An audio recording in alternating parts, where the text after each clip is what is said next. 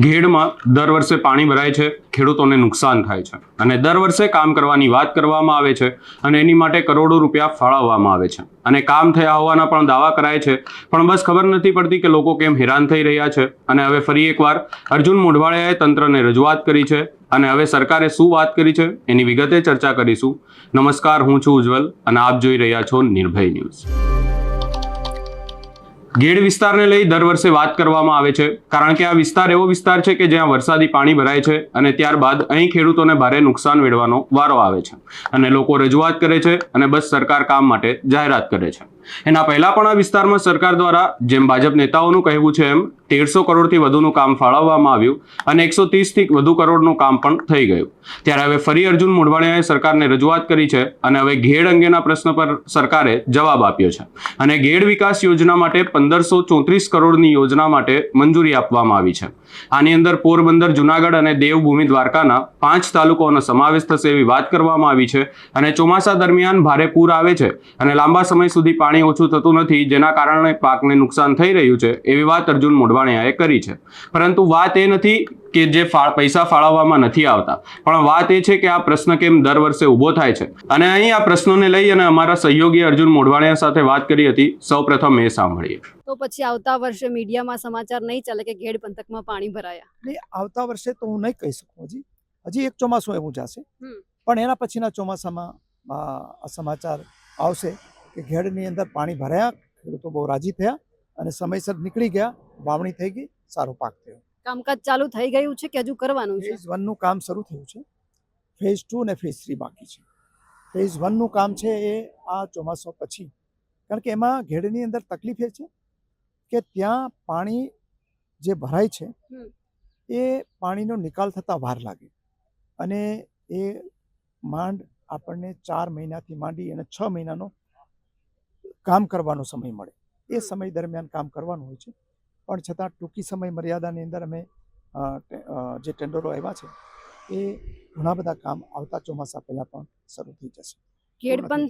ઘેડ પંથકની આ જે સમસ્યા છે, તમે જ્યારે કોંગ્રેસમાં હતા ત્યારે તમે સરકારને અનેક વખત રજૂઆત કરી છે, ત્યારે સાંભળી કે પછી તમે ભાજપમાં આવ્યા ફરી એક વખત રજૂઆત કરી ત્યારે સાંભળવામાં આવી? આ રજૂઆત તો અમે ઘણા વખતથી કરતા હતા, પણ 2023માં હું તો ત્યારે વિરોધ પક્ષમાં હતો, ત્યારે હું પહેલી વખત સોરઠી ઘેડની અંદર જ્યાં સમસ્યાઓ વધારે છે અને ત્યાં એવું છે કે મોરબી આપણે વંથલી ગામ છે, જુનાગઢ જિલ્લાનું, વંથલીથી આગળ એક ટીકર ગામ આવે છે, ત્યાં સુધી ઓઝત નદી છે. એમાં લગભગ 1,50,000 ક્યુસેક પાણીનું વહન કરી શકે એ ક્ષમતાની પહોળી નદી છે. પણ એના પછી તરત જ ઘેડ બામણાસ આવે તો ત્યાં માત્ર 25,000 ક્યુસેક પાણી નીકળી શકે. 1.5 લાખની જગ્યાએ 25,000. એટલે એ નદીમાં સ્વાભાવિક છે પાણી સમાય નહીં, એટલે પાણી કાંઠાની બહાર નીકળે અને આજુબાજુના ખેતરોનું ધોવાણ થઈ જાય. એ ધોવાણ તો જ અટકે જો નદી પહોળી થઈ શકે. એ રજૂઆત મેં એ વખતે 2023માં હું વિપક્ષમાં ધારાસભ્ય હતો ત્યારે મેં પ્રવાસ કર્યો હતો ઘેડ ગામડાસાથી બાલાગામ ને બાલાગામથી સાંઢા સુધીનો. એ લગભગ 15 કિલોમીટર લાંબી નદી છે, એને પહોળી કરવી પડે એમ છે. ખેડૂતોની માગણી હતી કે ભલે અમારા ખેતરોમાં થોડી ઘણી જમીન જાય તો વાંધો નહીં, પણ અમને ખુલ્લી કરી દીધી. એ વખતે અમે જળસંપત્તિ મંત્રીને, અમે બધા ધારાસભ્યો જે વિસ્તારના હતા સાથે મળીને ગયા હતા જળસંપત્તિ મંત્રી પાસે, અને કુંવરજીભાઈએ કીધું કે આ યોજના બનાવવી જરૂરી છે. એ પછી મુખ્યમંત્રી પોતે હવાઈ નિરીક્ષણ કરવા પણ આવ્યા અને એણે અહીંયા આવીને જાહેરાત કરી કે ઘેડની ખાસ યોજના બનાવાશે. એના માટે અભ્યાસ કરવા, કારણ કે એની ટોપોગ્રાફીનો અભ્યાસ કરવો જોઈએ કે કેટલું દરિયા કિનારેથી કયું સ્થળ કેટલું ઊંચું છે એ, અને એના કંટુર સર્વે કરવો જોઈએ. એ માટે એ સર્વે રિપોર્ટ પણ આવી ગયો અને એના આધારે યોજના બની છે. એટલે સ્વાભાવિક છે કે અહીંયા તો હું સરકારનો એક હિસ્સો છું, પણ એ નહોતા ત્યારે એવું નહોતું કે નહોતા સાંભળતા, ત્યારે સાંભળતા હતા. તમારી શું જોવી જોઈએ, તમારી પાસે એની પાસેથી કામ લેવાનું સરકાર પાસેથી. અને પણ અત્યારે તો હું ભાગ હિસ્સો છું, એટલે હું નિર્ણય કરાવી શકું છું અને નિર્ણય કરાવ્યો છે.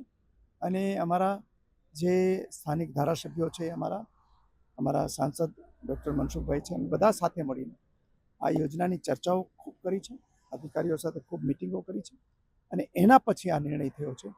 એટલે હું માનું છું કે ઘેડની સમસ્યાઓ છે એ ઘણી બધી ઓછી થઈ જશે.